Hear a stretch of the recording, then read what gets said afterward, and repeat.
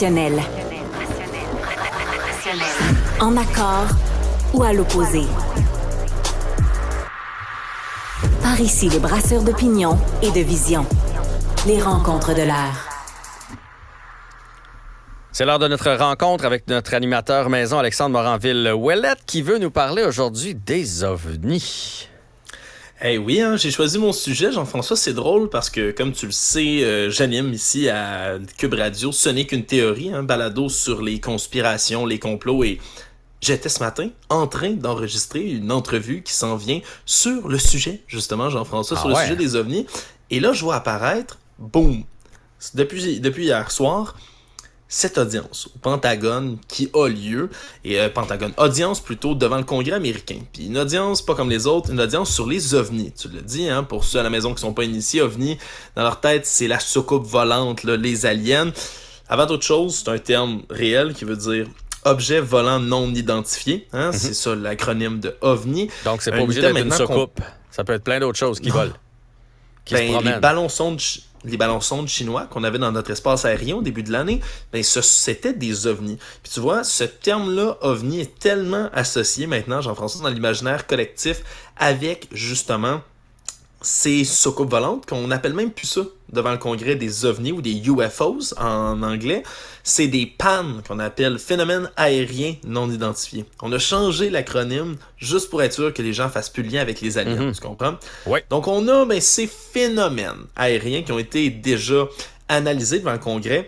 C'est dans les premières fois que le Pentagone, entre autres, relâchait des images prises dans des F-18, des avions de chasse de l'armée américaine, qui avait filmé des objets volants non identifiés, des espèces de points dans le ciel mystérieux dont on ne connaît pas la provenance, mais qui ont foulé l'espace aérien américain et qui ont été captés.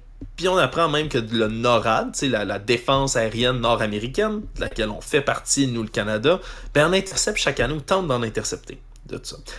Tout ça, on le fait pourquoi? On le fait dans un souci de transparence. Parce que qui dit alien, ovni et tout, dit toujours des gens qui sont convaincus aussi sur le côté par la bande que le gouvernement en sait beaucoup plus là-dessus puis refuse d'en parler avec les gens.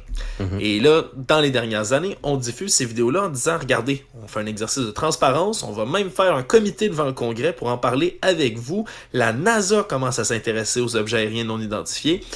On déstigmatise tout ça dans un exercice de transparence. Et là, aujourd'hui, l'exercice de transparence se poursuivait avec 3 personnes qui venaient témoigner, Jean-François, puis pas n'importe qui. David Grush était le témoin vedette, si on veut, de tout ça. Lui qui a une longue parcours dans les services de renseignement américains. Là. Ça a déjà été quelqu'un qui a gravité dans les milieux militaires, qui a gravité dans une longue carrière du renseignement. Les 2 autres qui sont avec lui, c'est des pilotes de chasse, d'anciens pilotes de chasse. Donc, c'est pas. Donc, c'est pas des hurluberlus, des illuminés qui font hey, j'étais dans mon champ de patates, puis j'ai vu une lumière bizarre, là, puis ça avait l'air phosphorescent. Là. C'est pas ça, c'est des gens crédibles. Du moins, qui pourraient être crédibles, effectivement, là, qui viennent raconter toutes sortes de choses. Les 2 pilotes, eux, ont parlé justement de leur rencontre avec des objets comme ça qui passaient. Mais tu sais, c'est pas un témoignage où ils ont dit on a parlé avec des aliens. Puis non. Ils ont juste expliqué les phénomènes qu'ils ont vus. Qui sont toujours pas identifiés, sur lesquels on enquête. Et là, comme toute séance du Congrès, on peut poser des questions, les élus sont sur place, vont les questionner, les faire amener sur toute chose. Et tout ça, ça se déroule, évidemment, sous serment. C'est un crime de mentir sous serment quand on est devant cette commission-là. Et je te le dis, Jean-François, avant que ça commence aujourd'hui, sur les réseaux sociaux, sur les plateformes populaires comme Reddit, entre autres, ça bouillait. Les gens étaient fous en disant c'est aujourd'hui, wow, que le gouvernement américain va enfin reconnaître l'existence des aliens. Les gens sont devenus vraiment exubérants sur le sujet. Finalement, est-ce qu'on a avoué qu'il y avait des extraterrestres aujourd'hui, Jean-François, en commission? Non. Je vais le savoir tout le monde, je vais dire non. Je vais dire non, parce que ce qui est spécial, c'est que David Grush, lui, dit que lui, ce qu'il affirme, c'est que depuis au moins les années 30, 1933, il dit qu'en Italie, l'armée américaine a récupéré un vaisseau qui se serait écrasé.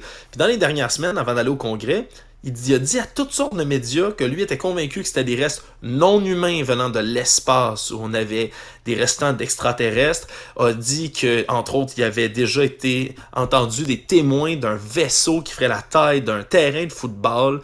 A dit, ou du moins a supposé que le gouvernement américain puis l'armée devaient prendre des restants de ces vaisseaux-là puis de ces corps aliens-là pour les retro-engineer, comme on dit en anglais, les ingénieries à l'envers, faire de l'ingénierie à rebours, je vais le dire comme ça. Les déconstruire pour voir comment ils font ça eux autres pour pouvoir les copier par la suite.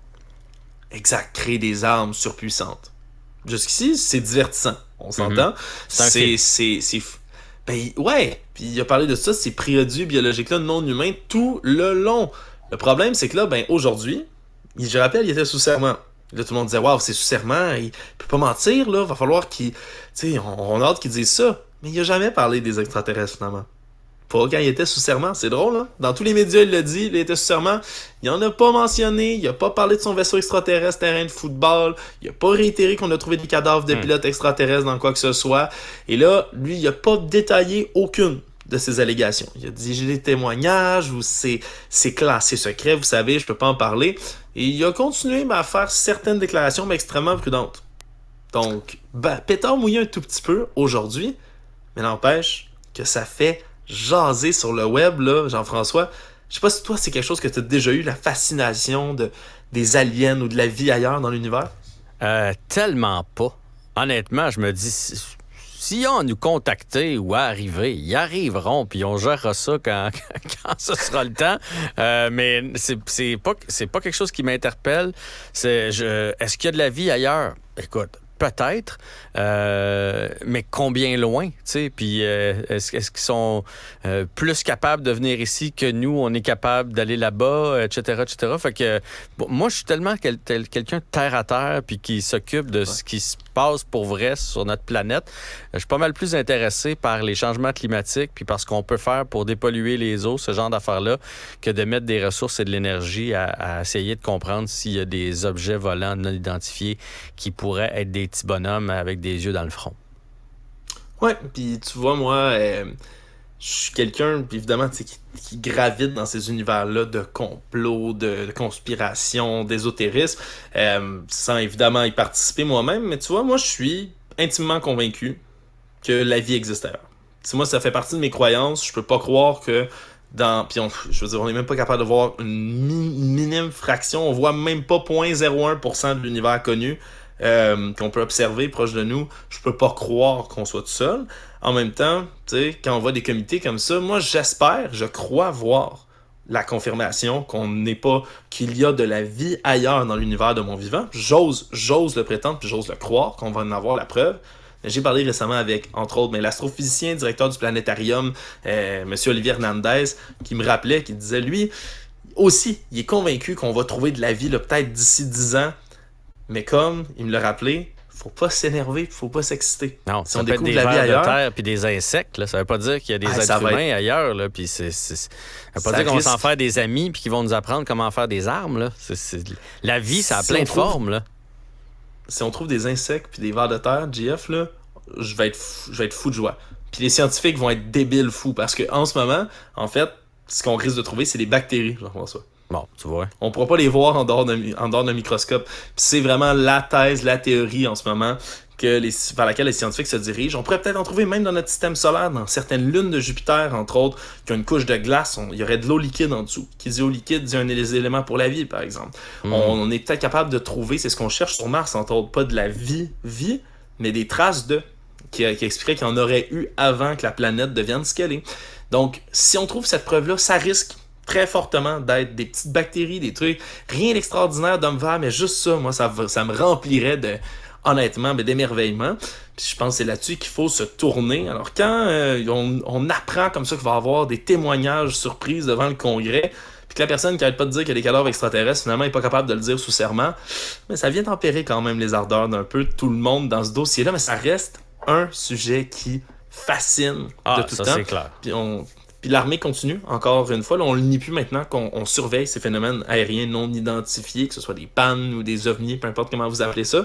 Mais c'est un sujet qu'on prend au sérieux maintenant, puis je suis content quand même que le gouvernement américain, qui est connu universellement pour être un gouvernement, tu sais, qui cache des choses, puis qui fait des affaires en secret, mais décide d'être transparent, au moins là-dessus, c'est déjà ça de gagner. Merci Alexandre, on se reparle demain. Salut. Salut.